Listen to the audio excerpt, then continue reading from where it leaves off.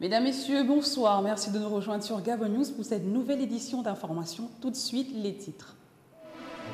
Le médiateur de la République gabonaise, Laurel Gangoundjou, a tenu à présenter vendredi dernier l'institut dont elle a la charge à l'archevêque de Libreville, Monseigneur Basile Véingone, une rencontre fraternelle qui a permis aux deux acteurs d'échanger affectueusement sur leurs missions respectives au sein de la société.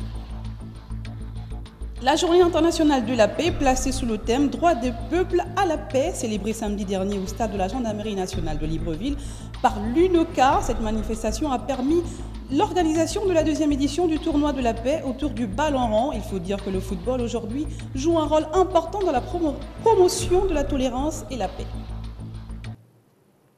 Je vous l'annonçais en titre, le médiateur de la République gabonaise, Laurel Gangoundjou, était vendredi dernier présenté l'institution dont elle a la charge à l'archevêque de Libreville, Monseigneur Basile Véingone. Les deux principaux acteurs de la rencontre ont donné leur impression à la sortie de l'échange.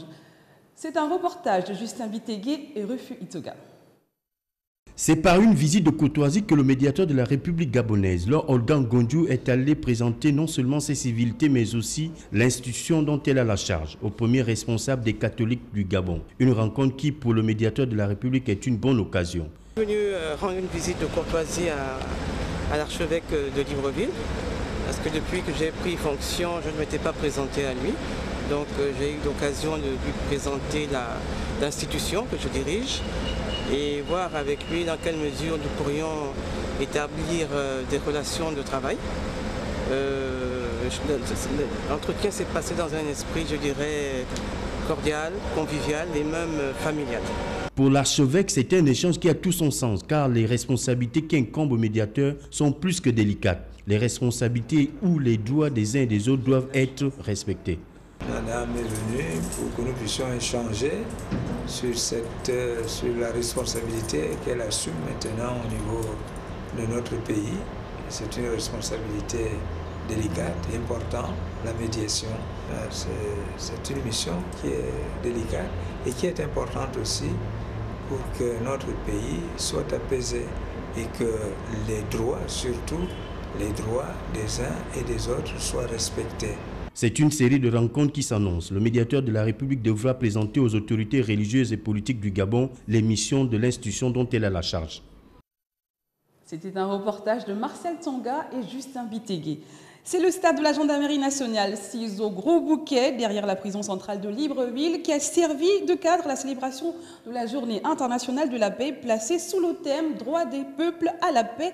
En sus des programmes relatifs aux droits de l'homme, cette manifestation a permis à nouveau l'organisation de la deuxième édition du tournoi de la paix autour du ballon rond. L'économie de ces grands moments avec nos reporters Edgar Kaba, Marcel Tsonga et Patrick Charfury. Promouvoir un monde sans violence, c'est autour de cette maxime que le Bureau régional des Nations Unies pour l'Afrique centrale, UNOCA, a célébré samedi dernier la Journée internationale de la paix. Un tournoi de football, une sensibilisation, la distribution des gadgets et des livres indispensables pour la connaissance des droits de l'homme ont été à l'ordre du jour. Selon Nora Bienarkoub, conseiller politique du Bureau régional des Nations Unies, il y aurait un lien important entre le football et la paix. Alors le lien entre les droits de l'homme et le football, c'est que les règles du sport sont internationales, sont connues par tous et acceptées par tous. Voilà, c'est les règles du fair play et d'harmonie, d'entente. Voilà. Les conflits armés plongent des familles, des groupes et des pays tout entiers dans la douleur. J'invite chacun à observer une minute de silence. C'est ici une invite de plus, prononcée par le secrétaire général des Nations Unies, Ban Ki-moon, à l'endroit de l'insouciance des hommes face à la violence dans le monde. Finatra, spécialiste du crédit bail et société du groupe BGFI Bank, a animé un séminaire commercial le vendredi dernier sur comment maîtriser le financement par crédit bail. C'était à Libreville, la capitale gabonaise. C'est un reportage de Marcel Tsonga et Refu Itoga. Ils étaient tous présents, les clients de Finatra, à prendre part au séminaire commercial Crédit Bail sous le thème « Maîtriser le financement par Crédit Bail ». Une occasion pour le directeur général de la société du groupe BGFI Bank de présenter non seulement la structure, mais aussi la gamme de crédits destinés aux entreprises. Je parle du capital pour vous dire qu'avec ces 10 milliards, nous avons la possibilité de vous accompagner.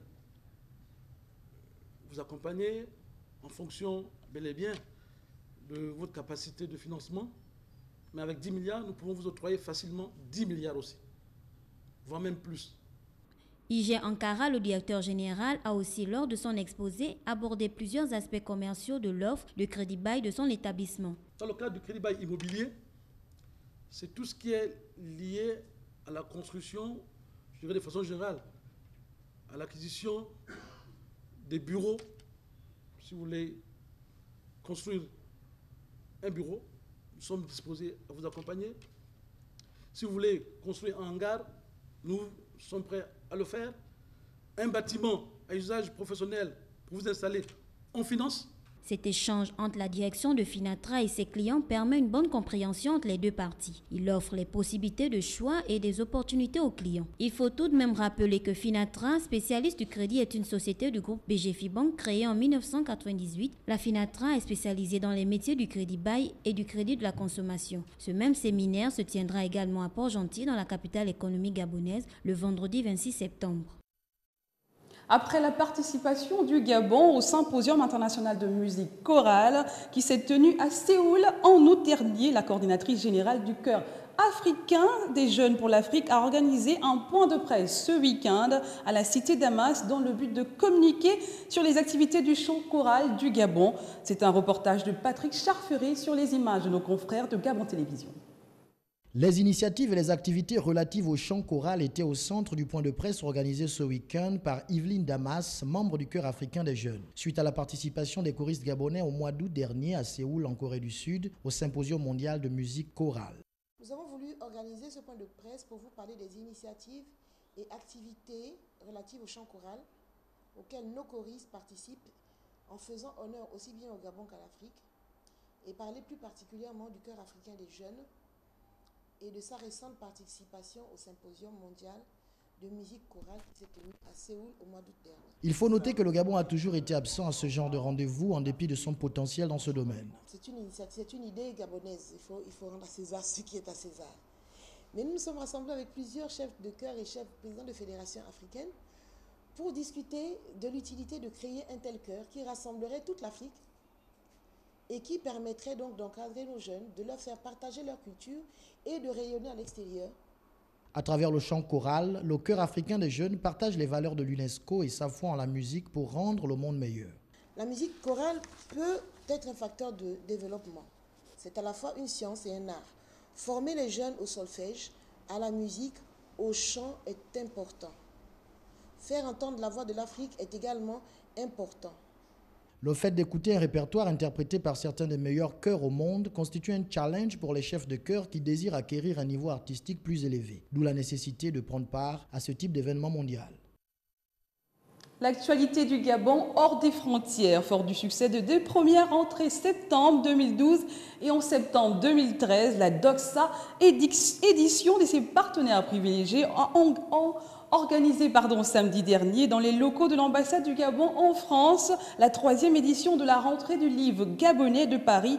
C'est un reportage de Jacques Charel-Sika, notre correspondant à Paris.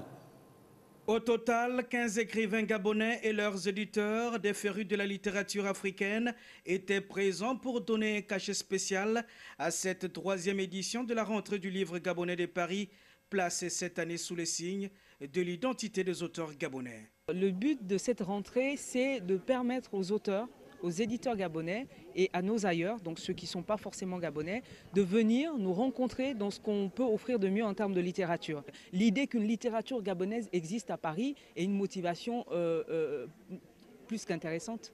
Tous les auteurs présents à la fête ont apprécié à juste titre cette initiative unique et originale qui vise à promouvoir leurs œuvres loin des frontières nationales. Cette édition ici à Paris permet justement de promouvoir ce livre-là au niveau international. C'est toujours bien de se retrouver et de promouvoir la littérature gabonaise qui n'est peut-être pas encore assez connue. La rentrée du livre gabonais de Paris a été honorée et de la plus belle manière par la présence des autorités diplomatiques et consulaires du Gabon en France.